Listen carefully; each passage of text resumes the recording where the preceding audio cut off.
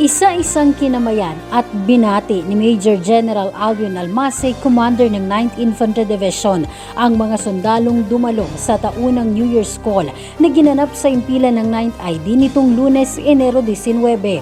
Dinaluhan ng aktibidad ng Spear Troopers at mga opisyal ng Joint Task Force Bicolandia. Ang New Year's Call ay bahagi ng military custom and tradition at ginagawa sa loob ng sandatahang lakas bilang bahagi ng profesional na ugnayan, disiplina at etiketa. We are gathered here today not just to celebrate a military tradition, but rather to look back and reflect on the challenges that we have together overcome and to profess once again our commitment to the mission that we collectively shared. The year 2025, it was marked by various challenges, changes, and achievements. We were tested, and yet again we endured.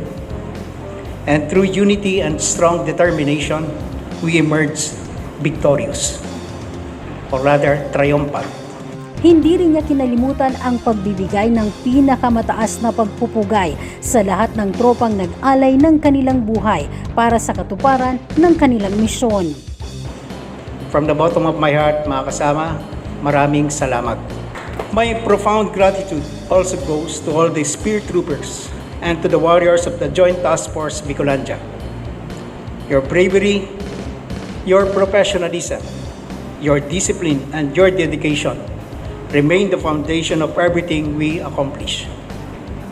Maraming salamat sa inyong kagalingan, katapangan, dedikasyon at tapat na paglilingkod sa ating sinumpaang tungkulin.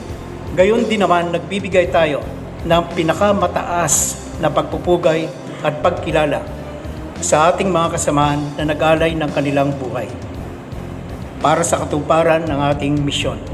Ikinagalak naman ng mga opisyal ng Joint Task Force Bicolandia ang pagkakataong makadalo sa taunang New Year's Call na itinuturing nilang panimula at gabay sa mas maigting na pagtupad ng tungkulin sa taong 2026. Ako ay nagagalak dahil ako ay naging parte ng taunang tradisyon.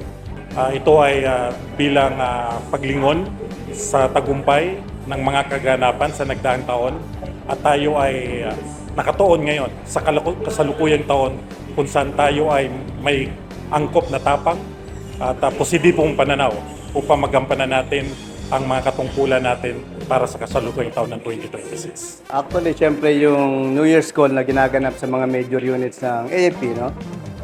One of the longest and finest tradition ng military yan. Unang-una para makita-kita, no?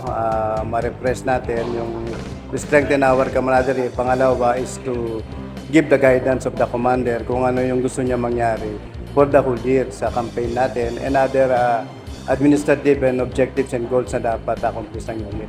Yun yung pinaka-main purpose nun. Agad namang sinundan ang nasabing aktibidad ng isang pagpupulong upang muling talakayin ang kabuang operasyon ng Joint Task Force Bicolandia para sa taong 2026 na magsisilbing gabay sa patuloy na pagtupad ng kanilang misyon para sa pagkamit ng kapayapaan at kaunlaran sa Reyong Bicol.